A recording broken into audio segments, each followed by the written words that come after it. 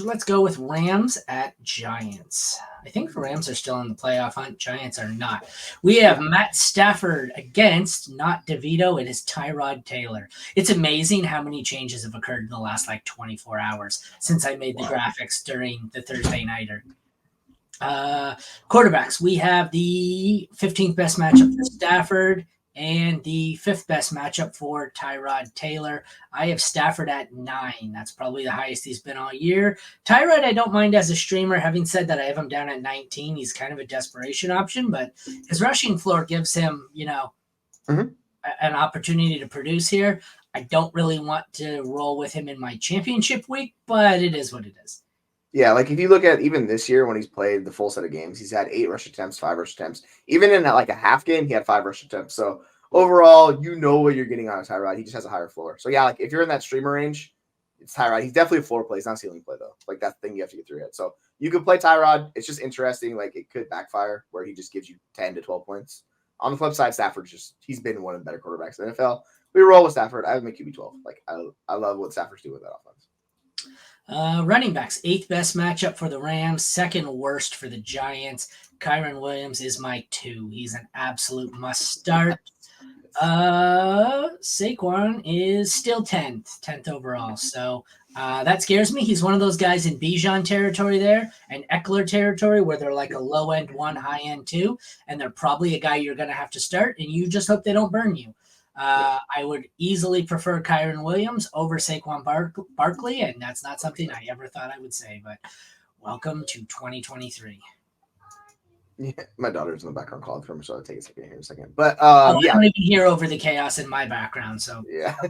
Saquon's very matchup dependent. If he has a good matchup, he explodes for points. Bad matchup, he does not. So I'm fine starting him. He's my RB11, but I don't expect what we got against Washington a few weeks ago or Philadelphia this week. I think he's very close to the floor play. It's just volume with him. And yeah, like you're saying, Kyren is volume in a very good offense, and his role is fantastic. It's the best in the NFL. So yeah, Kyren's my RB2 as well. I love what Kyren Williams is doing. So if you got him early this year or you got him for a championship, you're loving life because you know you're going to get 20 plus points against Kyren Williams.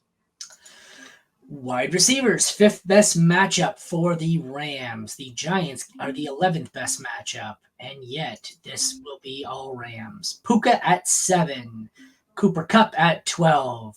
Scroll, still scrolling. Wan'Dale Robinson at 48. Yeah. Awesome. So, yeah. What are your thoughts? Yeah.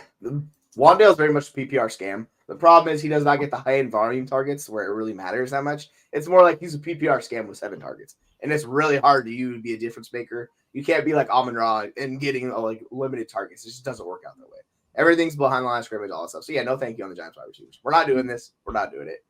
You know what it is with our Rams wide receivers. They're both the guys that you want to start. Nakua is above Kupp for me. He's like you're talking about. You had him at 7. I have him at 12 and 18 with both of those guys. So, yeah, I'm starting them. I'm not starting Giants wide receivers. I'm just not doing it. Sorry, I'm dealing with an issue. I have my work league. We played on the honors system this year, and we just said, screw it, pay at the end once you've been eliminated.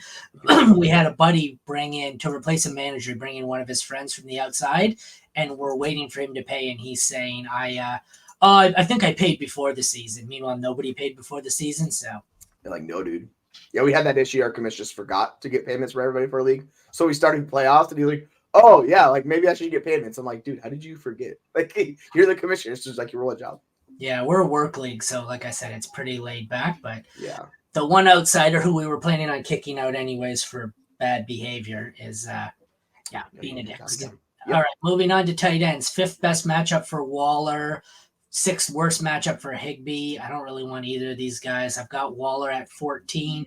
I've got Higbee at 24. No interest in either. Waller, I guess, out of desperation.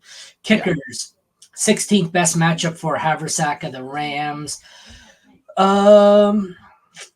Giants, Mason Crosby gets the 7th best matchup. He looked good last week.